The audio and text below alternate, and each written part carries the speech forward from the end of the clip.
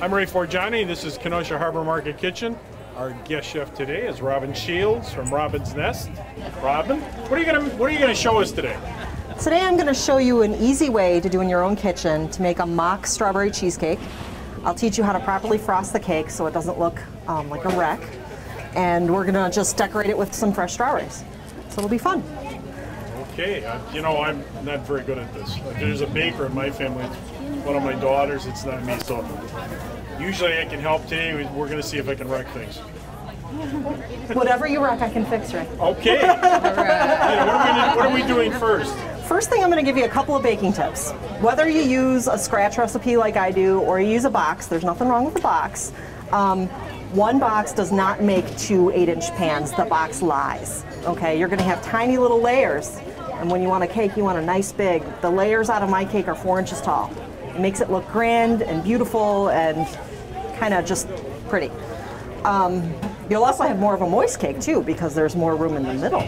So when you bake your cake, use a shiny pan, nothing coated.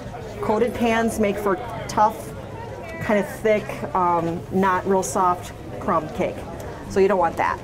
When you bake, they dome up a little bit. A properly one, if it doesn't fall, domes up and looks pretty. You gotta. When you say a coated pan, what do you mean, like Teflon? Yeah, like the dark coated pans, the non-stick. So would you cast iron, stainless steel, aluminum? Aluminum. Aluminum. Okay. Aluminum. Just a shiny pan, and then I actually do put parchment circles in the bottom. You can cut your own parchment. You don't have to do that, but I really, really don't want to rebake a cake. So, we'll stop at this point. So yeah, an expert here has recommended you don't have to do that, but I do. Yeah. Which means, no, we have to. Right. If she does it, then you know we have to. If I'm out of it, otherwise. Yeah. If I'm out of it and I'm baking at midnight, which is very common for me, I run to the store. So, just it's worth it. So is it true that bakers never sleep? Absolutely. Ray knows I don't sleep. So the first thing I'm going to do is teach you an easy way to level it off so that it's straight, so that when your cake stacks up, you don't have a funny looking off-level cake.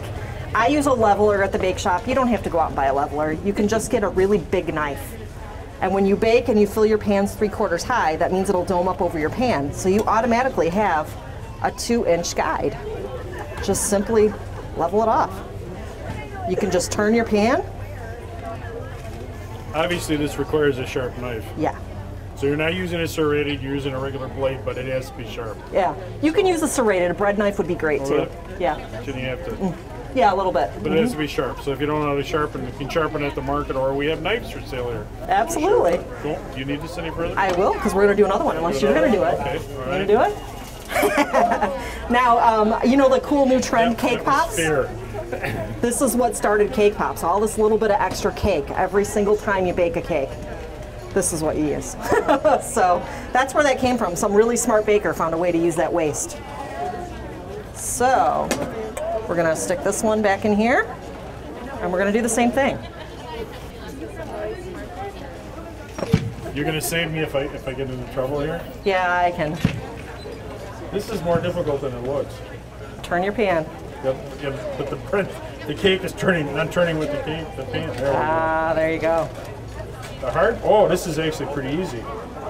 As long as you keep that knife, you know, at the same level, you're good. I do okay? You did lovely. I did okay. You did good. That looks like it gets a C. Not quite level for those who can't see. It's not quite level. It's slipped on me. Well, you know. But my first try. Buttercream is going to level it off anyway. We're going to put buttercream in there. We're going to put buttercream in. Yeah. What exactly is buttercream? Buttercream is a lovely frosting. It's a lot different when you make it. I make all of my buttercream. It does not come in a bucket. The stuff that comes in a bucket is sweet and it kind of sticks in your mouth and Probably loaded with preservatives. Yeah. So when you make it fresh. You make it. I make it with butter. You make it with butter. Powdered sugar, vanilla. You make the it clean basics. and simple. Yeah. So the best thing about buttercream is it is an excellent glue. So we're going to take our homemade buttercream. It looks different than the stuff in the bucket. Yeah. So it looks soft. My favorite tool. See that? Look how nice that looks. Yeah. It's whipped and it's soft and it's creamy. It's a lot different than that stuff that comes out. So we're going to put a little bit on our plate. You don't have, I'm using a cardboard round, but you can imagine That's what's going out of the bakery. At home, use your pretty grandma's depression glass plate. Use whatever you got. Use a platter. Make it pretty. So we're going to center our first layer use up. that as like glue. Yep. So it doesn't slide off on you. I didn't know that. You're going to hear that a lot today. I didn't know that. Well, you can imagine wedding cakes sliding off. That would not be good. All right. So did then I mention that Robin did my daughter's wedding cake this year? I we did. were so pleased. I did. It was a beautiful design she picked. I was very impressed.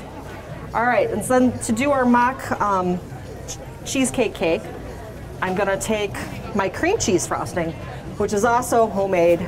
It's just cream cheese and sugar and a little butter. That stuff in the bucket, I don't know what that is. So when you make that, you do it by hand? Do you do it with a beater? Do you do it in a KitchenAid? I do it in a KitchenAid. I still use small batch KitchenAid. That wire thing? Nope, I use the paddle. The paddle? Yeah.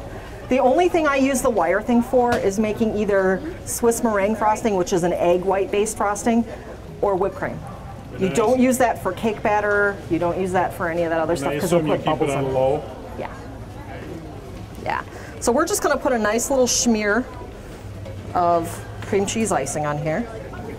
And you can see this is a thicker frosting. And we're just going to put a nice little layer of that on there. It's pretty luxurious though. Yeah, it's definitely, you taste the cream cheese in this. The first thing you taste is not the sugar.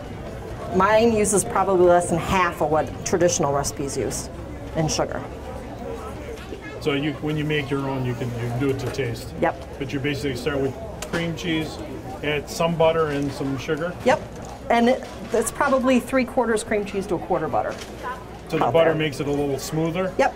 And of course the sugar makes it sweeter. Yep. Quick one today, aren't I? You're doing good. Now I use my mom's homemade preserves. That's not always the case, but I tell you, Elsie Mae here makes a fabulous jam. There's Door County Jams at Forever Grateful. There's some really great jams you can get here in town local. Boston. Yeah.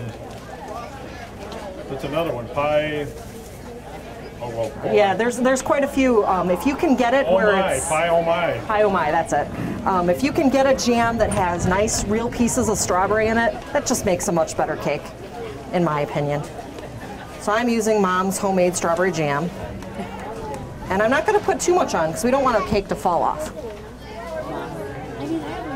So we're just putting... If you put too much on, it would probably squish out the sides. Yep. And again, we're going to use some buttercream glue, to keep this all together. Oh, really? Yeah. So, there we go. Now we're ready to put our second cake on. And I don't know if you noticed, the proper way to stack is to not put the cut side up and the flat side down so that it's all the way down on your bottom of your plate. And then you're going to do the opposite on the top one so that your top is a nice flat surface. See? Now look at how tall my cakes are. Craziness, right? That's impressive. Yeah. Sometimes if I'm going to cover this in fondant, and I'm sure some of you know what fondant is, I would tort it again and put more flavor in, more layers in, just so that you get more of the buttercream or the filling flavor rather than just the fondant flavor. So. Because that I do know about. The fondant looks cool. Right. It doesn't taste so good. Right. A lot of people pull it off when they eat their cake. Yeah, I tend to throw it away. Right. All right, so probably the first thing we've got to do here is crumb coat our... Does anybody know what a crumb coat is? And what is? A crumb coat? No, is that's something they wear on Sesame Street, a crumb coat? Right. We want to lock all the crumbs in the cake rather than out on the outside of your frosting. So we don't want to see cake bits in your frosting. I do it old-fashioned, like my grandmother. I do a crumb coat. I think it's required. A lot of the new bakers are putting it on with a piping bag and not doing a crumb coat. I don't have any luck with that. I still crumb coat. I will say, too, you have an easier time if you bake your cake either in the morning or the night before. Stick it in the fridge. Cold cake is so much easier to frost. So I'm just going to plop it on. Seems to be a characteristic of pastry in general. Yeah. You want to work with them when they're cold. You just don't want it to fall apart on you. That's no fun. So I'm going to work this down and around. And we're going to try and fill in this big gap here. We got the Grand Canyon down here of gaps. See what I mean? This glue here, it's going to keep our cake So together. you're going to glue the side right now. Yep. Fill in all that. So you use the top really is like a palette. Right. Now you're filling in the sides. If you want a flat, smooth cake If I were before. to do this by now, I've been halfway across the room. Sometimes it is. Sometimes you come in there and you look at my floor and you're like, oh my God, what did you do today? I went to work. I do work full time too. I went to work yesterday with buttercream on my shoe. It's a force I think have they it. make some chef shoes like that. Buttercream on her shoes. In general, dogs and kids like me. There's usually something. So we're filling in that gap, and we're not worrying too much right now about how pretty it looks. You can see I really like my spinning table. That's pretty much a requirement of cake. Little lazy Susan. You can use the one out of your shelf if you have one on your spice cabinet, if it's flat. Or you can have one of your children just walk around in Excellent. circles. You'll see all three of my kids in my cake shop, so yeah. Kids are helpful. All right. Want to take a whack at it? Then what am I going to do? Just keep filling in. You want to make it fill smooth? in more? Yeah, we have to fill in and cover all that cake up. The top, you mean? I mean, I wasn't supposed to screw up what you just did there. That's all right. That wasn't totally filled in. I left some for you to do. Right. Am I doing it the right way? So, I mean, this is a simple technique. You don't do it this way. You do it this way. Right. And you just, yeah. And all you're worrying about right now is covering the cake. The person has to be gentle about it. Yes. And you can't pull your spatula straight up. You got to ease it off. Otherwise, you're going to pull the crumbs out.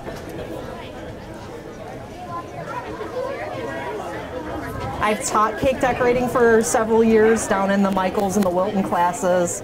I do teach in the winter at my shop too. You can come in and do a ladies' party. Just bring your girlfriends and a glass and a bottle of wine, and I'll teach you a project. Only when I'm closed, obviously. How do you keep this even? Because I have a feeling one side's going to have more. Yeah, you kind of keep working at it. You wouldn't believe how long it takes to frost a cake. Okay, explain it. That's something you do quickly. What am I doing there? Well, I would say that your spatula is probably something you're going to be more comfortable with. A woman, I don't know why. Most women that I've taught prefer the little offset spatula. Ray has this big, giant, cool one. She'll laugh, so she brought this, and I said, I was going to learn today. I brought this. He brought his own I'm not spatula. Sure. I think this is for actually if you're doing plaster. It's probably more for the half sheet, quarter sheet, but it works here too. Go it straight across, keep it even. Give it a shot. Let's break it in. See, look at that. Oh, you were a born froster, Ray. All right, so you want me to show you how to get those sides cleaned? Sure. All right. You got that top done. All right. The sides. So now we're That's gonna. be the hard part. The sides is the hard part. Because you're fighting gravity. Yep. And I will say there's a lot of cleanup in cake. So we're just going to ease it down all the way to the bottom. If you don't get it on every bit, you're going to get a crumb, guaranteed. So then, as you can see, I'm just spinning and holding my thing flat and losing cake at the sides. All right. That's the other trick on this. Yeah, now you want to get it up and over the top so that we can clear that off, and then you just ease your sides in. See? That makes sense. Yeah. So then, now I like to clean up my board.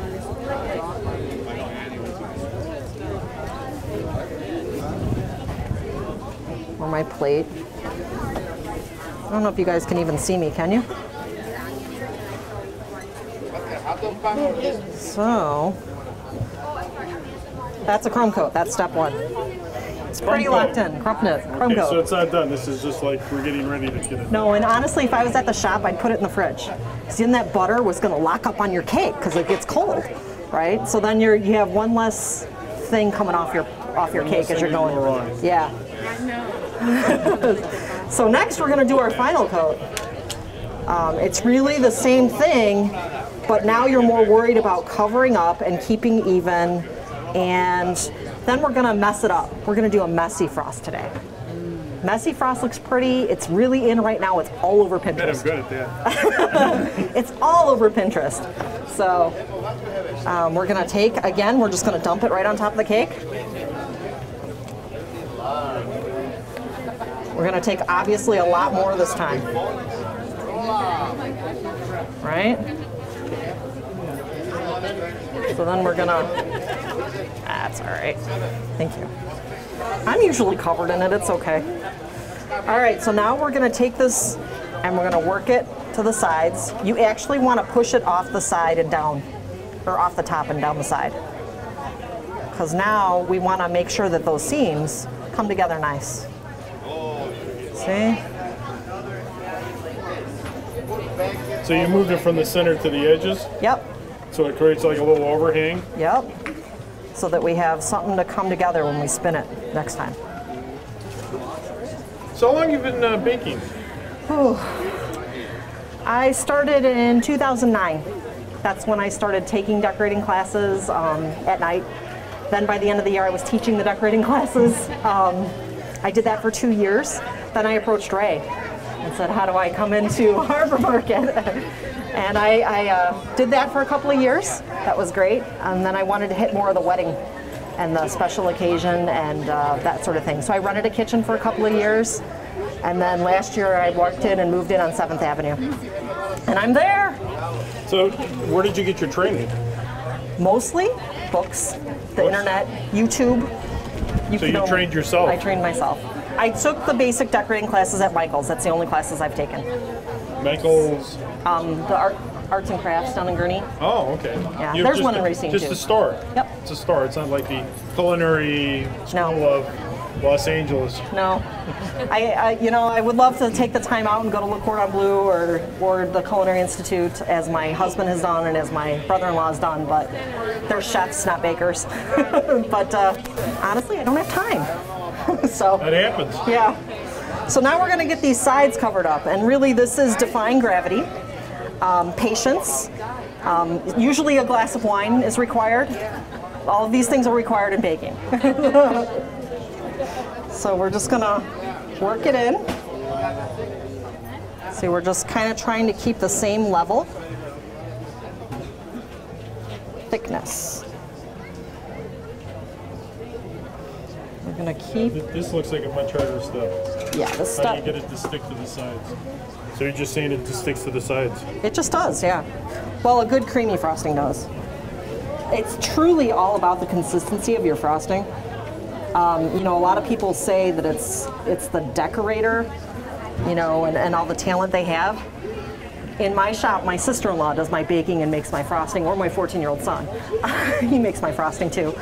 It is truly the baker and the person making the frosting and making sure that everything is the right consistency so that the decorator can come in and not have a hard time. So I will tell you, it's a heck of a lot easier to come in with the right tools, the right consistency, the right cake, than to have to fix something, which we can do that too. But this is a lot faster, a lot easier. So what got you interested in baking? It's actually a funny story. One of my employees at the bank, I work full-time at a bank, was getting married, and so we were throwing her a shower, and they were like, oh, who wants to make a cake? And I said, oh, I'll make a cake. She wanted this bow made out of something called fondant. I could figure it out. I read the packages. Well, you can imagine it turned out like crap. That picture is still on my website as my inspiration picture. The next week I signed up for cake decorating at Michael's, and now I can make you a fondant bowl like nobody's business. So it was a failure that was a challenge to you? Yes, I don't like to fail at anything. And you got obviously pretty progressive, pretty good at it. Yeah. Look how nice that looks. And this is still just covering. We're not there yet. So we're just getting the frosting on the cake. So what's your favorite thing to make? I'm going to jump a little bit out of cakes, I think. What's your favorite thing to? Obviously, let me preface that, because I've learned that the best chefs usually started as pastry chefs, because there's so much more knowledge required in pastry and such special details and creativity because That's of the true. design that some of the best chefs, and this is particularly true of Spain right now. Right. The best chefs start as pastry chefs. So that means you know how to cook. You know What what's do you like funny? to make the best? I do know how to enjoy? cook, but my family's from down south. And I grew up in the kitchen with my grandma and my mom. I still like to make the traditionals, the fried chicken. Of course, I make it a lot healthier than my grandma used to. I love to make biscuits and gravy. I love Italian cooking, so pastas but honestly, because my husband went to chef school, I don't make dinner too much. I don't get to cook too much. I tease him that I had to go and rent a kitchen so that I could play too. So he doesn't let me in. He's pretty... Yeah. Aren't you the cook in your family too, Ray? That's what's happened since I retired, and I do enjoy cooking. So yeah, I mean, when it's a challenge every day, and particularly with a farmer's market, because you come home with all these products, and the challenge this summer has been, okay, this is what I have. What can I make with it? Absolutely, we do the same thing with our garden. So you try to use all the ingredients or most of the ingredients, and try to use nothing from anywhere else, which is impossible. It is, some products from other. Yeah, we do the same thing. And it's a learning process. It's like one of the things this summer was making my own broths. Right. So if you make chicken, you make beef, you make lamb. If you make seafood, it almost should be an obligation to make broth at the same time. Absolutely. I mean, I'm going off on a tangent from baking. That's all right. They're easy to make. I always laugh and just always get to do shrimp. Shrimp comes with a shell. Take the shells off, boil it in water. You got a shrimp broth. Use some when you finish your food, and then you put it in a plastic bag, freeze it, mark it, put it in the freezer. Right. Put it in the freezer before you freeze it, though. Always works better. But this is the skill I haven't gotten into. Yeah. Well, you can come down and we can play.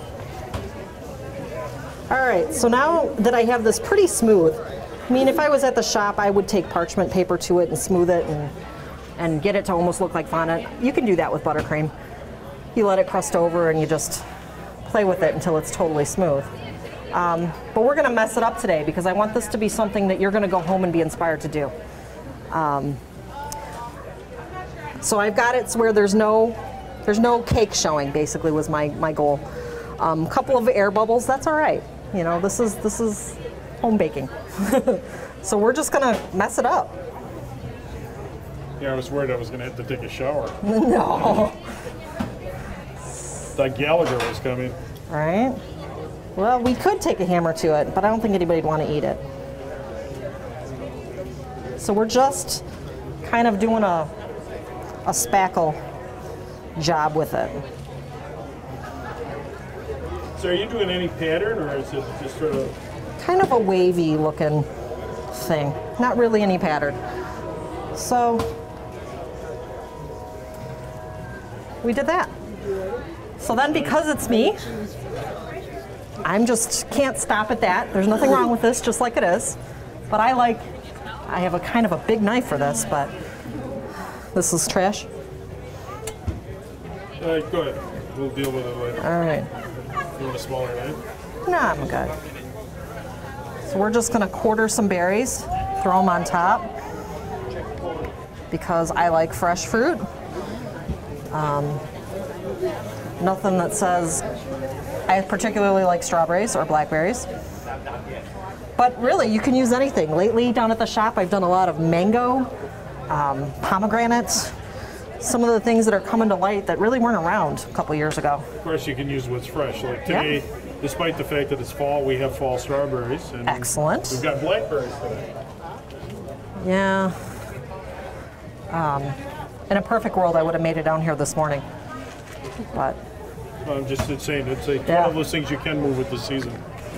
Absolutely. I mean, next week I'm going to start having some of the fall flavors. We'll have cinnamon apple cupcakes, some pumpkin and cream cheese cupcakes. We'll start bringing in some of the warm... Brussels sprout? Yeah.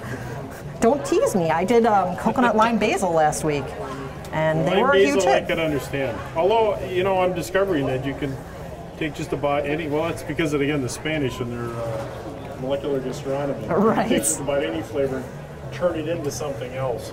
Yeah, I was making hot mamas a couple weeks ago. That's a fudge cupcake with cayenne pepper in it. So really, you can take anything.